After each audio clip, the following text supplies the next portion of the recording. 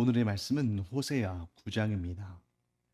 이스라엘아, 너는 이방처럼 기뻐 뛰놀지 말라. 내가 음행하여 내 하나님을 떠나고 각 타작마당에서 음행의 값을 좋아하였느니라. 타작마당이나 술틀이 그들을 기르지 못할 것이며 새 포도주도 떨어질 것이요. 그들은 여호와의 땅에 거주하지 못하며 에브라임은 애굽으로 다시 가고 아수르에서 더러운 것을 먹을 것이니라. 그들은 여호와께 포도주를 부어드리지 못하며 여호와께서 기뻐하시는 바도 되지 못할 것이라. 그들의 재물은 애곡하는 자의 떡과 같아서 그것을 먹는 자는 더러워지나니 그들의 떡은 자기의 먹기에만 소용될 뿐이라. 여호와의 집에 드릴 것이 아님이니라. 너희는 명절날과 여호와의 절기의 날에 무엇을 하겠느냐? 보라, 그들이 멸망을 피하여 갈지라도 애굽은 그들을 모으고 놋은 그들을 장사하리니 그들의 은은 귀한 것이나 찔레가 덮을 것이요 그들의 장막 안에는 가시덩굴이 퍼지리라. 형벌의 날이 이르렀고 보응의 날이 온 것을 이스라엘이 알지라.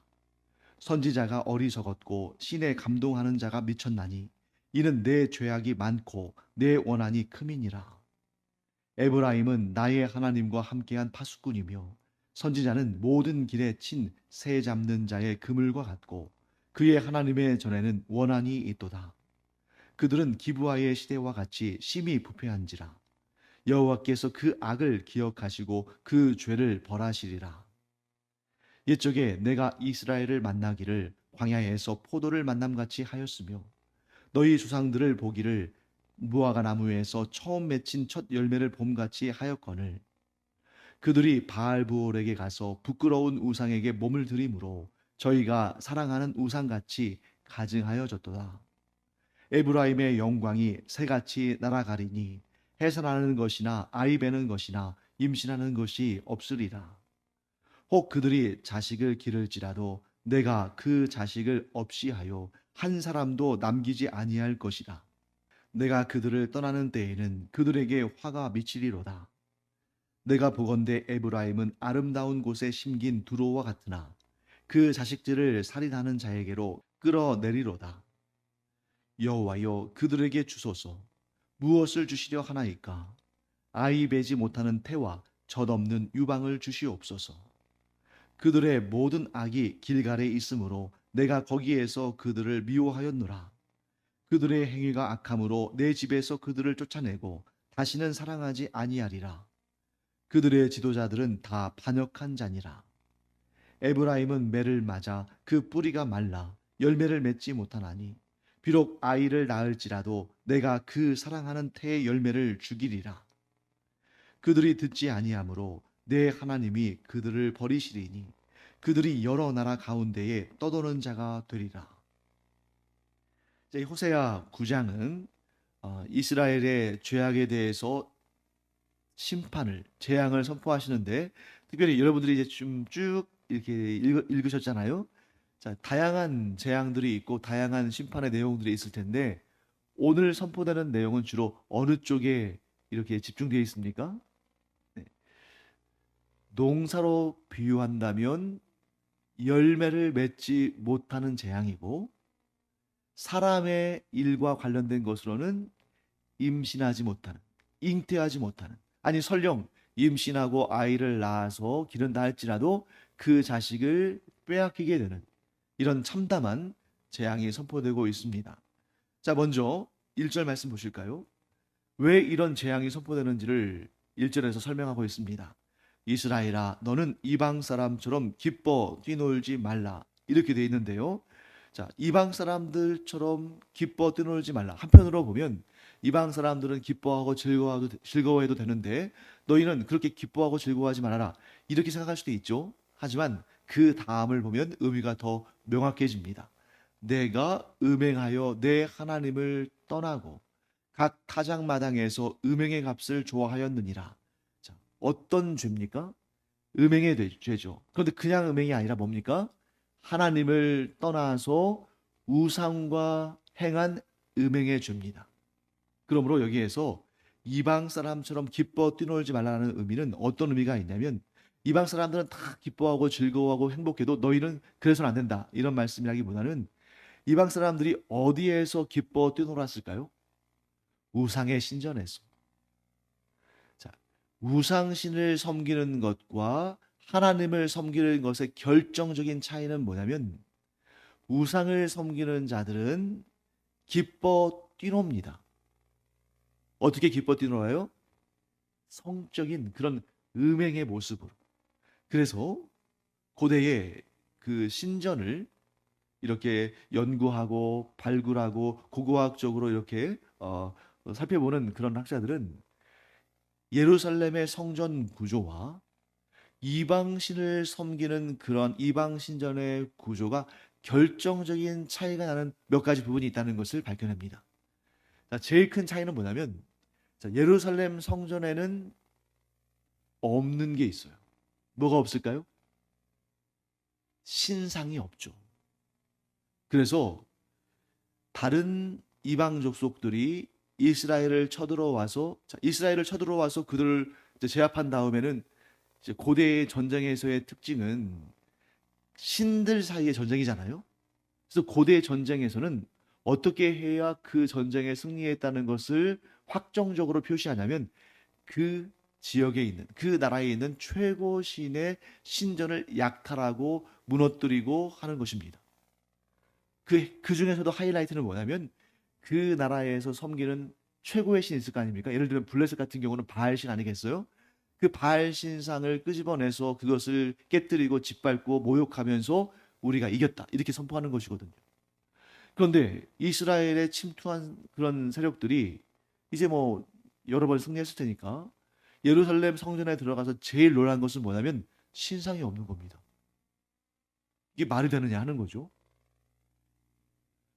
그런데 또 한 가지가 있어요.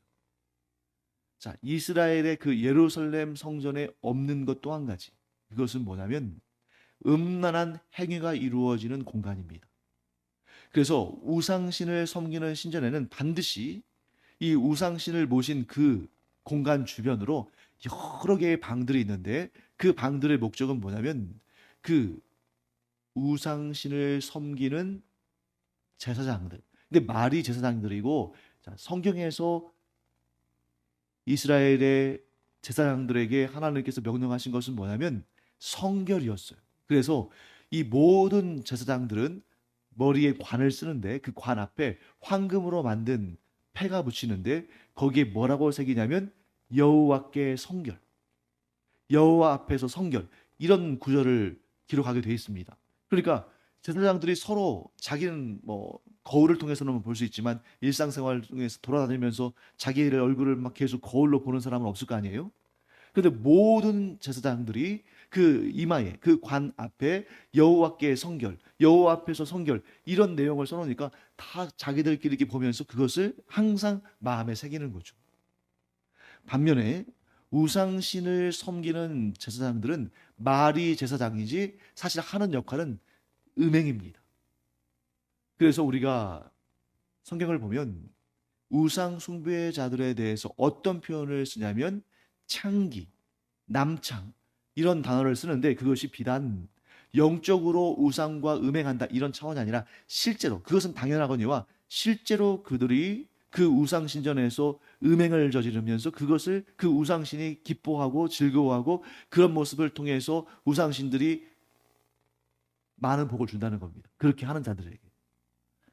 반면에 예루살렘 성전 안에도 성전 건물에도 이 성소와 지성소의 주변에 성소와 지성소 둘레에 그러니까 바로 연결되어 있진 않지만 그 바깥쪽으로 많은 방들이 있어요. 3층으로 된 구조의 여러 방들이 놓여져 있습니다.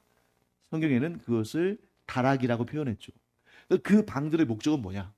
그 방들의 목적은 제사장들이 거기에서 옷을 갈아입기도 하고 왜요? 하나님을 섬길 때는 일상복을 가지고 서지 않으니까 옷을 갈아입기도 하고 또 그곳에 하나님께 드릴 예를 들면 소나 양이나 이런 것은 보관할 수 없지만 전제로 드리는 그런 포도주나 또는 거룩한 일에 사용되어지는 집기들이나 이런 것들은 둘 수 있겠죠. 그래서 하나님을 섬기는 도구들을 두고 하나님을 섬기는 제사장들이 자기를 성결하게 하고 또 거룩한 옷으로 갈아입고 그러한 용도로 사용했다는 거죠. 그렇기 때문에 1절 말씀에 이스라엘아 너는 이방 사람처럼 기뻐 뛰놀지 말라라고 하는 말씀은 뭘 의미합니까?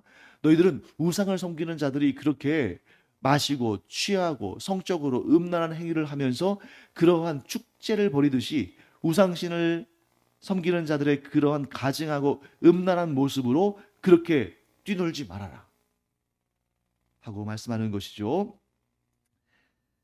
지금 현재 이 북이스라엘은 경제적으로나 외교적으로나 뭐 남부러울 것이 없는 그런 전성기를 달리고 있습니다. 그러니까 누가 봐도 기쁘고 즐겁고 춤출 상황이지 겸비하고 회개하고 또 죄를 뒤집어 쓰고 울며 하나님 앞에 이렇게 겸비할 그럴 때는 아닌 것처럼 보여요. 그런데 그 현장에서 호세아는 하나님의 마음을 깨달았습니다. 그들이 하나님이 주신 은혜를 도리어 육신의 정욕의 기회를 삼아서 우상을 섬기고 음행을 행하고 하는 그런 모습을 보면서 그것이 곧 이스라엘이 경험하게 될 하나님의 두려운 심판의 원인이 된다 하고 말씀하는 것이죠. 자, 그 다음에 그래서 7절 말씀에 이렇게 말합니다. 형벌의 날이 이르렀고 보응의 날이 온 것을 이스라엘이 알지라. 자, 형벌의 날과 보응의 날이 반드시 온다는 거예요. 반드시 오게 됩니다. 하나님 앞에 범죄한 것에 대한 심판과 보응의 날이 반드시 오는데 그 내용들이 이제 쭉 앞뒤로 다 설명되어 있어요. 자, 먼저 3절 말씀 볼까요? 2절 말씀 볼까요? 타작마당이나 술틀이 그들을 기르지 못할 것이며 새 포도주도 떨어질 것이요. 자, 이 우상 앞에서 막 기뻐 뛰노는 그 이스라엘 사람들이 그 우상 앞에서 잔치상을 벌이지 않았겠습니까? 그 잔치상은 어디에서 나온 것입니까? 하나님께서 은혜로 주신 곡식들, 또 포도주. 하나님께서 포도를 풍성하게 해주시니까 그걸 가지고 포도주를 만들었잖아요. 하나님께서 은혜로 주셔서 이런 것들을 얻었는데 그것들을 가져다가 어디 앞에다가 베풀어 놓은 것입니까? 우상신 앞에. 그리고 그것을 먹고 마시면서 막 춤을 추고 놀아요. 그러니까 하나님께서 거기에 대한 형벌로 뭘 보내시냐면 대기근을 보내십니다. 너희들이 내가 은혜로 베푼 것들을 가지고 우상신 앞에서 그렇게 기뻐하며 뛰놀며 흥청망청 취하였으니 이제 내가 그것을 끊어버리겠다. 사랑하는 성도 여러분, 우리가 지금 누리는 모든 것들은 하나님께서 은혜로 베풀어 주신 것인 줄 믿습니다. 그런데 하나님께서 은혜로 베풀어 주신 것을 육체의 정욕을 위해서 하나님을 섬기는 일이 아니라 하나님을 떠나 세상의 여러 가지 그러한 죄악들에 사용한다면 하나님께서 그거 끊어버리신다는 거죠. 그래서 3절 말씀, 그들은 여호와의 땅에 거주하지 못하며. 자, 이 땅, 이스라엘 백성들이 살고 있는 이 가나안 땅 자체가 하나님께서 은혜로 주신, 기업으로 주신 거 아닙니까? 그걸 빼앗아 가신다는 거예요. 그래서 더 이상 그 땅에, 그 기업으로 얻은 땅에, 그 은혜의 땅에 거주하지 못하게 되니까 에브라임은 어디로 갑니까? 애굽으로 다시 가고 아수르에 끌려가서 더러운 것을 먹는다. 하나님의 구원의 역사. 구약에서, 신약에서는 당연히 예수 그리스도의 이 땅에 오심과 십자가의 죽으심과 부활이 구원의 클라이막스입니다만, 구약 성경에서 하나님의 구원의 역사의 클라이막스로 기록된 사건은 뭡니까? 출애굽 사건이죠. 그래서 여러분들이 성경을 쭉 읽다 보면 우리로서는 뭐 창세기에 있는 내용들이 더 재미도 있고 더 은혜롭기도 하고 또 많이 읽기도 하고 합니다만, 구약 성경 전체를 이끌어가는 단 한 가지의 주요 사건이라면, 모든 사건들 가운데 가장 주요한 사건이라면 출애굽을 통한 하나님의 구원 역사예요. 그래서 온 구약 성경이 이 출애굽의 하나님의 구원 역사를 계속 되뇌이면서 그렇게 흘러갑니다. 그런데 뭐라고 말씀하십니까? 애굽으로 다시 가고. 그래서 이 애굽으로 다시 간다는 것은 한자로 이렇게 표현할 수 있겠죠. 역출애굽. 출애굽을 통해서 하나님의 구원을 얻고 하나님의 택함 받은 백성이 되고 하나님의 은혜를 얻었는데, 그들이 하나님의 은혜를 다 더럽고 가증한 것들로 바꿨기 때문에 출애굽이 거꾸로 뭐가 된 겁니까? 역출애굽이 되어서 그들이 다시 애굽의 종이 되고 아수르의 노예가 되었다. 사랑하는 성도 여러분, 우리가 하나님께 오직 은혜로 구원의 은총을 얻은 줄 믿습니다. 그러면 그 구원의 은총을 얻은 자로서 하나님을 섬기고 하나님께서 기뻐하신 일들을 행하고 끝까지 하나님을 향한 그 믿음을 저버리지 않고 신뢰를 저버리지 않아야 되는데, 하나님을 버리고 우상을 섬기고 그 거룩함의 의무를 잊어버리고 육체의 음행을 행하고 하나님께서 기뻐하지 아니하시는 모든 악을 행한다면 역출애굽, 그 구원의 감격을 다 상실할 뿐만 아니라 다 빼앗기고 다시 고통스러운 종놀이를, 종살이를 해야 한다는 것이죠. 그런데 여러분, 자, 어떤 게 더 괴로울까요? 처음부터 종으로 있는 것과 종으로 있다가 구원받아서 자유자가 됐다가 다시 종으로 끌려가서 고난을 당하는 것과, 자, 전자가 더 힘들겠습니까? 후자가 더 힘들겠습니까? 당연히 후자가 더 힘들죠. 처음부터 종으로 있던 자들은 그 종이 뭐 얼마나 힘든 건지 잘 모를 수도 있습니다. 힘들긴 하지만 그냥 거기에 익숙해져 있는 거죠. 그러다 보니까 출애굽한 이스라엘 백성들이 광야에서 때로는 음식을 얻지 못하고 때로는 물을 얻지 못하고 때로는 여러 가지 환난을 당할 때 우리가 차라리 애굽으로 돌아갔으면 좋겠다 이렇게 말하잖아요. 애굽에서의 고통이 너무 극심한 것인데도 처음부터 그렇게 살았던 사람들은 그것이 기본인 줄 알아요. 그런데 이들이 풀려났습니다. 구원을 얻었어요. 그러면 다시 돌아가서 다시 종살이를 하게 되면 그것이 좋을까요? 더 고통스럽죠. 가끔 가다가 우리가 좀 고개를 좀 갸우뚱하게 되는 그런 기사들을 신문이나 뭐 인터넷을 통해서 보게 됩니다. 그 중에 하나가 뭐가 있냐면 세계 행복 지수를 조사하거든요. 해마다 이제 행복 지수를 조사하죠. 그러면 우리 생각에는 기본적으로 이렇게 뭐 유럽이나 또 뭐 미국이나 또 아시아로 따진다면 뭐 우리나라, 일본, 싱가포르 이런 누가 봐도 뭐 선진국이라고 일컬어지는 또 부유하고 또 자유를 누리고 하는 나라들이 최상위권에 있을 것 같은데 간혹 가다 보면 그 최상위권에 뭐 방글라데시랄지 부탄이랄지 또는 아프리카의 어떤 나라랄지 누가 봐도 후진국이고 누가 봐도 삶의 여건이 좋지 못하고 그런 데 가서 살 수 있을까 싶은 그런 나라들이 그 상위권에 올라간 그런 경우들이 있습니다. 또 왜 그럴까요? 정말 행복해서 그럴까요? 저는 그렇지 않다고 봅니다. 왜냐하면 그들이 처음에 태어날 때부터 그런 상황 가운데 태어났기 때문에 자신들이 얼마나 열악한 상황 가운데 있는지를 몰라요. 그런데 만일 방글라데시랄지 이런 나라, 뭐 제가 그런 나라들을 비하하는 건 아닙니다만 그런 나라가 지금 외국에 막 나가는 그런 상황들이 좀 별로 없고 또 그런 기회들도 별로 없고 그런 비용들도 없으니까 그런 상황에 있지만 방글라데시에 있는 어떤 사람이 외국에 나가서 뭐 외국인 노동자든 혹은 유학생이든 나가서 그 현지에서 그 나라에서 그 선진국에서 누리는 그런 모든 것들을 누리다가 다시 그 나라로 돌아가겠느냐 할 때 정말 나라를 잘 이끌어갈 그런 애국적인 마음을 가진 사람이라면 모르겠지만 대부분은 돌아가려고 하지 않죠. 왜? 다시 옛날의 그 가난과 자유를 얻지 못함과 여러 가지 제약들과 문제들을 또 경험하고 싶지는 않거든요. 그래서 어떻게 보면 좀 폐쇄적인 나라, 예를 들면 그 부탄 같은 나라도 굉장히 폐쇄적이어서 밖으로 잘 나가지 못하거든요. 그런 경우에서 자기들의 주관적인 판단이 작용해서 가능성이 큽니다. 자, 그렇기 때문에 이스라엘이 하나님 앞에 범죄했기 때문에 다시 애국으로 돌아가고 아수르에서 더러운 것을 먹는 그때가 되면 얼마나 자신들이 행한 그 죄에 대해서 뼈에 사무치도록 고통스럽고 괴롭겠어요.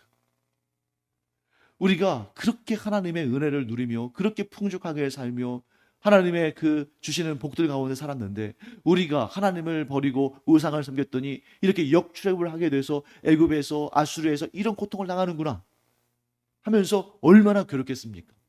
하지만 반드시 그 날이 온다는 거죠. 7절에서 말씀하시는 거죠. 왜? 그들이 이 선지자가 이렇게 외쳐 불었음에도 불구하고 하나님께서 선지자를 보내셔서 이렇게 경고하셨음에도 불구하고 그 선지자의 말을 듣지 않았으니까. 하나님의 말씀에 청종하지 않았으니까. 지금 이 순간도, 이 호세아가 부르짖는 이 순간도 아직 하나님의 형벌과 심판이 임한 때가 아니잖아요. 이때라도 들었으면 그들이 이 끔찍한 재앙을, 끔찍한 고통을 경험하지 않았을 텐데 듣지 않습니다. 그러니까 이게 참 아이러니하죠. 호세아 선지자는 이 이스라엘로 하여금 그런 고통을 당하지 않도록 이 하나님의 뜻을 전하는데, 동시에 그 말을 듣고 있는 이스라엘 백성들이 이 말에 반응하지 않을 것을 압니다. 선지자의 책임을 수행하기는 하지만 그들이 반응하지 않을 것이라는 것을 아는 선지자의 마음이 과연 어떨까? 그 심정이 8절과 7절과 8절에 나와요. 자, 우리 7절과 8절 다시 한번 읽어보겠습니다. 형벌의 날이 이르렀고 보응의 날이 온 것을 이스라엘이 알지라. 선지자가 어리석었고 신에 감동하는 자가 미쳤나니 이는 내 죄악이 많고 내 원한이 크매니라. 에브라임은 나의 하나님과 함께한 파수꾼이며 선지자는 모든 길에 친 새 잡는 자의 그물과 같고 그의 하나님의 전에는 원한이 있도다. 여러분 7절 8절 읽어보셨는데 이게 한 번 읽어서는 무슨 뜻인지 잘 모르겠죠. 그리고 언뜻 봐서는 선지자에게 문제가 있는 것처럼 보이잖아요. 7절 말씀 보시면 선지자가 어리석었고 신에 감동하는 자가 미쳤나니. 자, 여기에서 신에 감동하는 자는 선지자가 아닌 다른 어떤 존재가 아니라 그 선지자를 말하는 겁니다.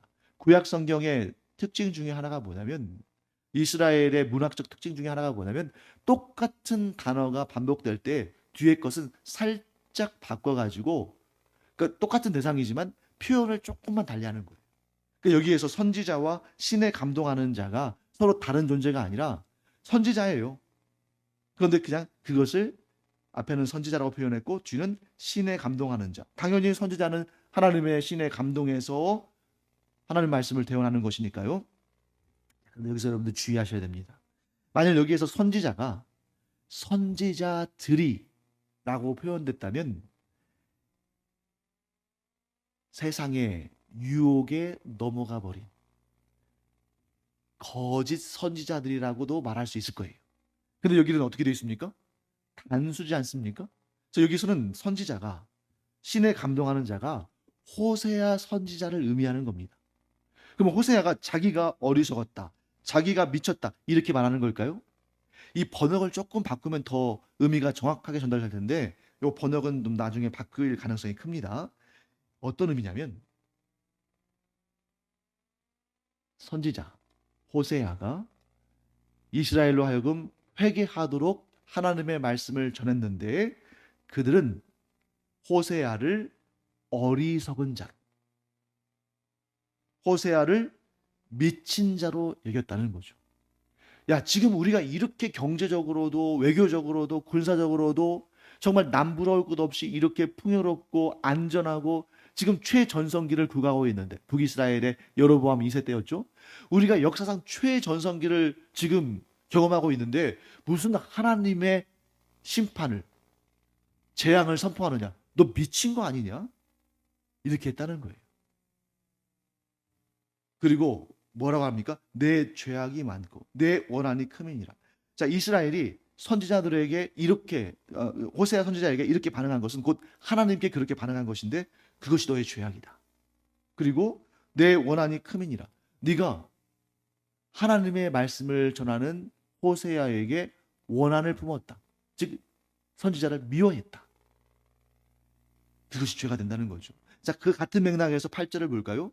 에브라임은 나의 하나님과 함께한 파수꾼이며 선지자는 모든 길에 친 새 잡는 자의 그물과 같고 그의 하나님의 전에는 원한이 있도다.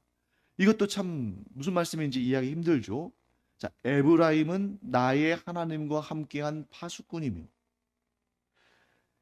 이 말씀은 이렇게 해석하는 것이 훨씬 자연스럽습니다. 하나님께서 나, 곧 호세아를 파수꾼으로 삼으셔서 에브라임, 곧 이스라엘에 보내셨다는 거예요. 그래서 선지자는 모든 길에 친 새 잡는 자의 그물과 같고, 자, 새 잡는 자의 친 그물 뭡니까? 새가 거기 잡히잖아요. 즉 선지자는 모든 이스라엘의 죄에 대해서 하나도 남김없이 그 죄를 고발하는, 하나님 앞에 죄악된 것을 하나도 그냥 흘려보내지 않고 다 잡아내는 그런 파수꾼으로 내가 부름을 받았는데, 그런데 너희는 나를 향해서 원한을 품고 있구나. 내가 이 좋은 시대에 재앙을 선포하고 하나님의 심판을 선포한다고 해서 너희는 나에게 원한을 품고 있구나. 자, 그렇기 때문에 7절과 8절의 핵심은 뭐냐면, 내가 하나님의 보내심을 받아서 이 이스라엘을 지켜내려고 너희의 모든 죄와 악한 것들, 우상 숭배에 대해서 고발했는데, 너희는 나를 미친 사람 취급했고 나를 어리석은 사람 취급했고 나에 대한 원망으로 가득 차서 나를 죽이려 하는구나. 그래서 너희가 그렇게 나에 대해서 대하는 것은 곧 나를 보내신 하나님을 향하여 너희가 그렇게 대적하는 것과 마찬가지다. 그러므로 너희가 하나님의 말씀을 듣지 않았으므로 너희에게 재앙이 임할 것이다. 그 재앙은 무엇입니까? 물질적으로는 대기근이 임하는 거예요. 그리고 영적으로는 하나님의 이 아름다운 언약을 이어갈 다음 세대가 끊어져 버리는 그런 끔찍한 사건이라는 것입니다. 그래서 결국 놀랍게도 남유다 왕국의 백성들은 바벨론에 의해서 포로로 끌려갔지만 그들에게는 너무나도 감사하게도, 포로로 끌려간 자체는 너무나 고통스러운 일이지만 너무나도 감사하게도 오히려 그 포로된 곳에서, 그 바벨론 땅에서, 나중에 페르시아가 되죠, 그 땅에서 순결한 신앙을 지킨 사람들이 계속 이어져서 누굽니까? 다니엘, 에스더와 모르드게, 느헤미야, 에스라, 이런 사람들이 계속 이어지면서 그들이 다시 하나님의 은혜를 얻어서 예루살렘에 돌아와서 성전을 재건하고 그렇게 살아가잖아요. 반면에 북이스라엘 백성들은 아수르에 의해서 멸망당한 다음에 뭐 육체적으로야 자손들을 낳고 이어졌겠죠. 하지만 영적으로는 다시 일어서지 못하는 그런 끔찍한 형벌을 받게 됩니다. 자, 결론을 맺겠습니다. 하나님의 말씀을 듣고 뉘우치는 자가 복되다. 그러나 하나님의 말씀, 비록 실수하고 실패하고 죄를 저질렀다 할지라도 하나님의 말씀을 듣지 않고 돌이키지 않는 자는 열매를 맺지 못하는 상태, 곧 처절한 하나님의 심판을 받게 된다 하는 것을 우리가 호세아 9장을 통해서 알게 됩니다. 여러분과 제가 어떻게 완벽하게 살겠습니까? 어떻게 우리가 아무리 예수 믿고 구원받았다 할지라도 완벽한 거룩한 자로 살겠어요? 우리에게도 죄가 있고 허물이 있고 또 앞으로도 주님께서 우리를 천국으로 부르시는 날까지 그런 문제들이 있겠죠. 하지만 감사하게도 하나님께서는 항상 하나님의 말씀을 우리에게 주십니다. 때로는 그 말씀이 격려와 위로가 되기도 하지만 때로는 그 말씀이 경계와 질책이 되기도 하겠죠. 그때 우리가 그 말씀 잘 새겨 듣고 하나님께로 돌아감으로 말미암아 오히려 이전보다 더 좋아지는 복을 누리는 그런 우리가 되기를 간절히 축원합니다. 기도하겠습니다. 하나님, 북이스라엘 백성들이 호세아 선지자를 통해서 전달되어지는 하나님의 말씀에 귀를 막아버리고 도리어 하나님의 말씀을 전하는 호세아에게 원한을 품고 그를 공격한 것은 곧 하나님을 대적한 것임을 보게 됩니다. 그 결과 그들이 물질적으로는 대기근을 겪고 영적으로는 하나님과의 언약관계가 깨어져 버리는 그러한 최악의 심판을 받게 되는 것을 보게 됩니다. 하나님, 저희는 그와 같지 않게 하여 주셔서 감사할 일이 있을 때는 마음껏 감사하고 기뻐하며 회개할 일이 있을 때는 하나님 말씀을 붙들고 처절하게 철저하게 회개해서 하나님과의 관계가 회복되어지는 역사를 얻게 하여 주시옵소서. 감사드리며 예수님의 이름으로 축복하며 기도합니다. 아멘.